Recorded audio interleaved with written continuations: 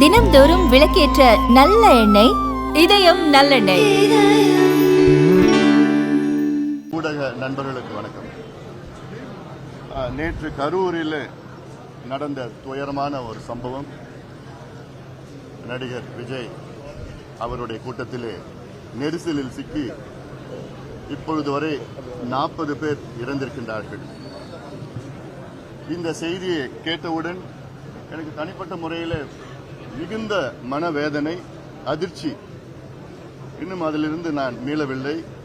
என்னை போன்று தமிழ்நாட்டில் உள்ள அனைத்து மக்களும் இதே நிலையில் தான் இருக்கின்றார்கள். இந்த சம்பவம் தவிர்த்திருக்கலாம். இன்னும் காவல்துறை சரியான நடவடிக்கை எடுத்திருக்கலாம், திட்டமிட்டிருக்கலாம். அதாவது நடிகர் விஜய் அவர்களுடைய கூட்டம் கடந்த வாரங்களில் நடைபெற்றது. எவ்வளோ பேர் வந்தார்கள் என்றெல்லாம் காவல்துறைக்கு தெரியும். அதே அளவு இல்லை, அதுக்கு மேல் கூட்டம் வருவார்களும் என்றும் தெரிகிறது. விடுமுறை நாட்கள் இது. இதில் நல்ல பெரிய இடத்திலே அனுமதி கொடுத்திருக்கணும் வேண்டும்.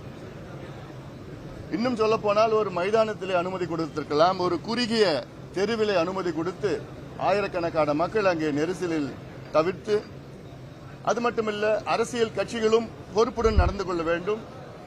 நடிகர் விஜய் அவர்கள் கிட்டத்தட்ட 7 மணி நேரம் தாமதமாக வந்தார்கள் என்று அது ஒரு காரணமாக சொல்கிறார்கள். அரசியல் கட்சிகள் இது போன்ற கூட்டங்கள் நடத்தினால் அவருடைய தொண்டர்களுக்கு குடிநீர், உணவு, நிழல் இது போன்ற திட்டமிட வேண்டும். இது போன்றதெல்லாம் திட்டமிட வேண்டும். ஆக பொறுப்புடன் நடந்து கொள்ள வேண்டும். அது மட்டுமல்ல, பொதுமக்களும் பொறுப்புடன் நடந்து கொள்ள வேண்டும். இது போன்ற கூட்டங்களுக்கு குழந்தைகளை அழைத்து வரக்கூடாது, பெண்களை அழைத்து வரக்கூடாது. இந்த கூட்டத்தில் இருக்கைகள் கிடையாது, சேர் கிடையாது. ஏதோ அங்க கும்பலா நின்றுட்டு கேட்டுட்டு போற கூட்டம் இது, அவ்வளவுதான். அங்க போய் குழந்தைகளையும் பெண்களையும் கூட்டிட்டு வந்தா அந்த நெரிசல் இருக்கும். இதெல்லாம் தவிர்த்து இருக்க வேண்டும். இது போன்ற வரும் காலத்தில் திட்டமிட வேண்டும். காவல்துறையும் பெரிய இடத்துல அனுமதி கொடுக்கணும். ஒரு நெருக்கடியான சூழலில் உருவாக்கக்கூடாது. இன்னொன்று, ஒரு வதந்தியா இருக்கணும்னு நான் நினைக்கிறேன். அதாவது மின்தடை ஏற்பட்டது என்று சொன்னார்கள். இதெல்லாம் வருகின்ற செய்திகள். இதுல ஒரு தனிநபர், ஒரு கமிஷன் ஒன்று அறிவித்திருக்கின்றார்கள். அந்த தனிநபர் கமிஷன் அவர்கள் உடனடியாக விசாரணை நடத்தி இதற்கு பிறகு சம்பவங்கள், இது போன்ற சம்பவங்கள் நடைபெறக்கூடாது. அதில் மிக தெளிவாக காவல்துறை இருக்க வேண்டும். அதற்கு காவல்துறை இன்டெலிஜென்ஸ் இது நிச்சயமாக அவர்கள் இதுக்கு பொறுப்பேற்க வேண்டும், அதிகமாக பொறுப்பேற்க வேண்டும். இந்த நேரத்தில் யாரும் நான் குறை சொல்லலை, நான் யாரும் நான் குற்றம் சொல்லலை நான். அதனால இதற்கு நாம் எல்லாருமே, அரசியல் கட்சிகள் எல்லாருமே பொறுப்புடன், நாங்கள் உட்பட பொறுப்புடன் நடந்து கொள்ள வேண்டும். அரசும் பாரபட்சம் பார்க்கக்கூடாது. ஆளுங்கட்சிக்கு பெரிய இடத்தை கொடுக்கறது, எதிர்கட்சிகளை சின்ன இடத்துல கொடுக்கறது. இப்ப நான் நேற்று முன்தினம் நான் திருச்சியில ஒரு நடைபயணம் கூட்டம் நடைபெற்றது. நான் போறதுக்கு முன்னாடி அங்க பார்த்தா யாரோ வேண்டுமென்று அந்த மின் கம்பியில ஒரு கம்பியை வீசி மின்தடை ஏற்படுத்தினார்கள். இதெல்லாம் திட்டமிட்டு நடக்கின்ற சில பிரச்சனைகள்லாம் இருக்கு. சின்ன சின்ன பிரச்சனைகள் ஆனாலும் இது நாளைக்கு இது போன்ற சம்பவங்கள் நடக்கக்கூடாது.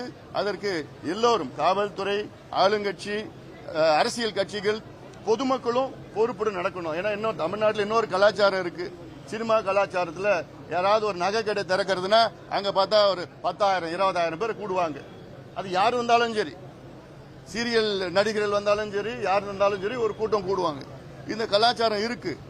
அதனால இதெல்லாம் கொஞ்சம் சிந்திக்க வேண்டும். இன்னும் எவ்வளோ வேலைகள் இருக்கு. இதெல்லாம் உள்ள வேதனையா இருக்கு. அவங்க எல்லாம் பாக்குறப்போ படுத்துட்டு இருக்காங்க, அடிபட்டு இருக்காங்க. ஒரு அம்மா ஒரு அன்கான்சியஸா இருக்கிறாங்க. இதெல்லாம் ரொம்ப வேதனையா இருக்குது. நிச்சயமாக இது போன்ற சம்பவங்கள், நிகழ்ச்சிகள்லாம், இது ஒரு நிகழ்ச்சியில் போன்ற துயரங்கள் எல்லாம் வரும் காலத்தில் ஒன்று கூட நடக்கக்கூடாது. அதற்கு அனைவரும், கட்சிகள், அரசியல் கட்சிகள், காவல்துறை, அரசு, பொதுமக்களும் விழிப்பாக இருக்க வேண்டும்.